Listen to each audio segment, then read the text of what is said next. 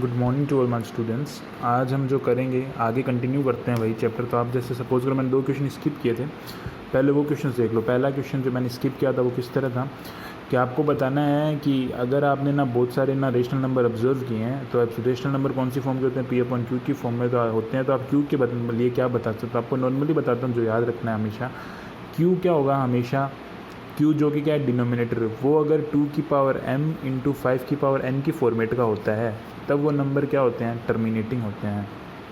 बस इतना सा ध्यान रखो। जैसे सपोज़ करो मैंने एग्जीक्यूशन दिया, आपको कुछ नंबर दिया मैंने, उसमें जैसे मैंने नंबर को बोला कि आपको पता है 1/8 है, तो आप 8 को क्या लिख सकते हो, 2 की पावर 3 लिख सकते हो। अब देखो 2 की पावर 3 तो मैं यहाँ पे 5 की पावर 0 बता सकता हूँ। तो ये जैसे नंबर का फॉर्मेट क्या बन रहा है, 2 की कुछ पावर और 5 की कुछ पावर, तो ये जो इससे आपको डेसिमल मिलेगा वो हमेशा कौन सा मिलेगा, टर्मिनेटिंग मिलेगा। समझ में आई बात? जैसे सपोज करो मैंने कहा 1/25, तो ये इसको मैं क्या लिख सकता हूँ, 1/5 की स्क्वायर, इसमें मैं 2 की पावर 0 लिख सकता हूँ। ध्यान रखने की बात क्या है, आपको पता होना चाहिए डिनोमिनेटर में क्या है, 2 की पावर m और 5 की पावर n की फॉर्मेट आनी चाहिए, तब जो नंबर मिलेगा वो हमेशा कैसा मिलेगा, टर्मिनेटिंग मिलेगा। बस आपको यही ध्यान रखना है। हम इसमें क्या बताना है आंसर में कि q should be of the power of 2 की पावर m इंटू 5 की पावर n। दूसरी चीज़ जो एक क्वेश्चन था वो क्या था, आपको बोला गया है, जैसे आपको बोला गया नंबर है 5/7 एंड 9/11, 5/7 एंड 9/11। इसके बीच में आपको क्या करना है, इसके बीच में आपको 3 इरेशनल नंबर फाइंड करने हैं। 2 रेशनल नंबर दिए हैं, इसके बीच में आपको 3 इरेशनल नंबर फाइंड करने हैं। तो जैसे कैसे करेंगे हम, सिंपली हमें क्या करना है, इनका नॉर्मल डिवीजन कर देना है। 5/7 को आप डिवाइड कर लो, 9/11 को आप डिवाइड कर लो। आप इनको डिवाइड करोगे तो आपको कुछ सॉल्यूशन ऐसे मिलेगा कि 0.714285 के ऊपर बार और 0.81 के ऊपर बार।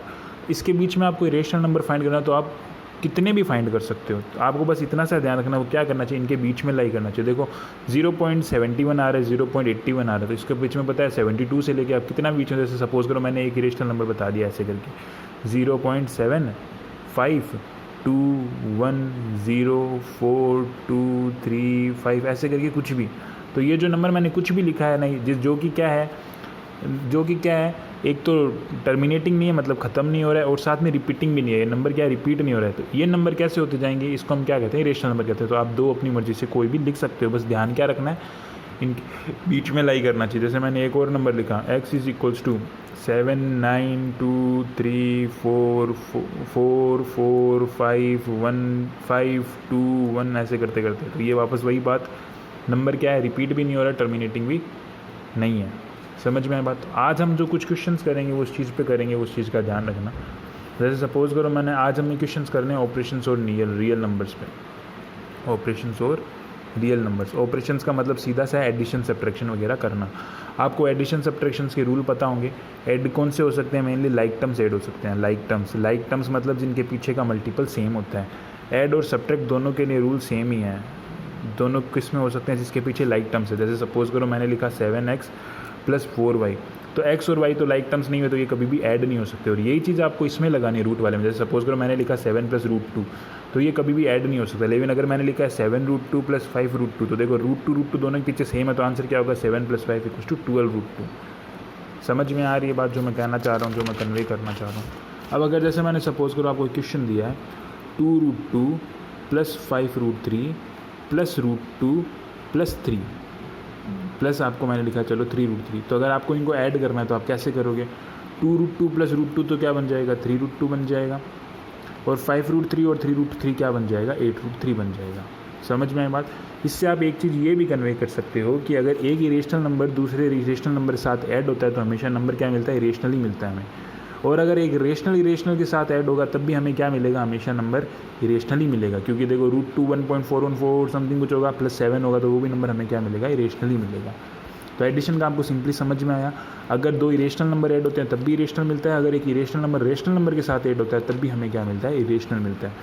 दूसरी पॉइंट, अगर सपोज करो मैंने कहा मल्टीप्लाई, अगर मैंने लिखा 7√2 इंटू मैंने लिखा चलो 5√2, तो इसमें आपको बस ध्यान रखना है क्या, कि रूट वाले रूट के साथ मल्टीप्लाई होंगे और सेम नंबर है वो सेम नंबर के साथ। जैसे 7 × 5 हो गया 35, √2 × √2 हो गया 2, तो 35 × 2 क्या आ गया, 70। तो ये जो नंबर मिला वो आपको कैसा मिला, रेशनल मिला। वहीं अगर मैंने नंबर लिखा है 7√2 × 5√3, तो क्या मिला, 7 5 × 35 और √2 × √3 क्या बना, √6। अब देखो √2 × √3 √6 है, तो √6 क्या है अपने पास, वापस वही बात, इरेशनल नंबर। तो ये हो गया रेशनल, ये हो गया इरेशनल। तो अगर आप किसी नंबर 2 नंबर को मल्टीप्लाई करते हो तो ये ज़रूरी नहीं है वहाँ पे 2 इरेशनल नंबर को अगर आप मल्टीप्लाई करते हो तो आपको रेशनल भी मिल सकता है, इरेशनल नंबर भी मिल सकता है। मल्टीप्लाई का तरीका समझ में आया, रूट वाले को रूट के साथ करना है और नंबर नॉर्मल वाला है उसको नॉर्मल के साथ करना है, समझ में आया बात। तीसरा अगर आपको मैंने कहा डिविजन्स, डिवीज़न जैसे अगर मैंने कहा है 7√2, अगर आपको क्या करना है, चलो 7√15 को आपको ऐसा करना है, चलो 14√5 से डिवाइड करना है। तो आपने 14√5 से देखो 7 से काटोगे तो यहाँ पे तो आ जाएगा कितना 2। अब √15 है, √15 को मैं क्या लिख सकता हूँ, √5 और √3 लिख सकता हूँ, और वहीं √5 रह जाएगा, और इनटू में क्या था 2, तो √5 से √5 कट गया, आंसर क्या आ गया 3/2, √3/2। तो इसमें भी आपको यही चीज़ ध्यान रखनी है, आंसर कैसा मिल रहा है हमें, इरेशनल। तो यहाँ पे भी वही फंडा होता है, अगर वो पूरा कट जाता तो नंबर क्या आ जाता, रेशनल आ जाता। तो मल्टीप्लाई और डिवीजन में दोनों में क्या है, सेम रूल्स अप्लाई होते हैं। अब आज जो आपको मैं क्वेश्चंस दूंगा वो इन्हीं के बेसिस पे होंगे, वो आपको खुद से सॉल्व करने हैं। अब जैसे 1-2 क्वेश्चन मैं आपको बताता हूँ, कुछ क्वेश्चंस वो आप प्लीज़ ध्यान से समझना। जैसे सपोज़ करो आपको ये क्वेश्चन दिया हुआ है 5 + √7 और 2 + √5। अब आपको ये दिख रहा है, अगर आप प्रॉपर्टीज़ लगा पाते हो तो प्रॉपर्टीज़ लगा सकते हो इसमें। जैसे 5 + √7 2 + √5, ये नंबर दोनों क्या है, मल्टीप्लाई के अंदर है। मल्टीप्लाई के अंदर जानते हो ब्रैकेट का रूल, पहले एक नंबर को पूरे से मल्टीप्लाई करो, फिर इस नंबर को पूरे से मल्टीप्लाई करो। तो आपने जैसे इसमें लिखा 5 2 + √5 और प्लस का √7 √2 + √5 से मल्टीप्लाई, 5 2 = 10, 5 × √5 5 √5, √7 × 2 2 √7, √7 × √5 √35। ये इसका सॉल्यूशन हो गया। अब देखो कहीं पे ऐड नहीं हो पा रहा ना ये, क्योंकि लाइक टर्म्स है ही नहीं इसके अंदर, समझ में आई आपको बात। उसी के बाद देखो ये सॉल्यूशन अगर आपको दिया मैंने 5 + √5 5 - √5, देखो इसका पैटर्न कैसा है, a + b a - b का पैटर्न है, जैसे मैंने लिख रखा है यहाँ पे आपके लिए। तो सॉल्यूशन कैसा होगा, a² - b², तो मैंने डायरेक्ट आइडेंटिटी लगा दी, a + √b मतलब 5 + √5 5 - √5, तो a² - b² 25 - 5 = 20। उसी तरह ये क्वेश्चन है √3 + √7 का स्क्वायर, आइडेंटिटी लगाई a + b का होल स्क्वायर, कितना होगा a² + b² 2ab। तो यहाँ पे सीधा आइडेंटिटी लगा दी, इसको भी सोल्व कर, √3 का स्क्वायर + √7 का स्क्वायर 2 √3 √7, आंसर सोल्व किया, आ गया। अब देखो ये आगे फर्दर ऐड नहीं हो पाता तो इसको यहीं पे छोड़ दिया जाता है। तो आपको इसी बेसिस पे आज क्वेश्चंस करने हैं।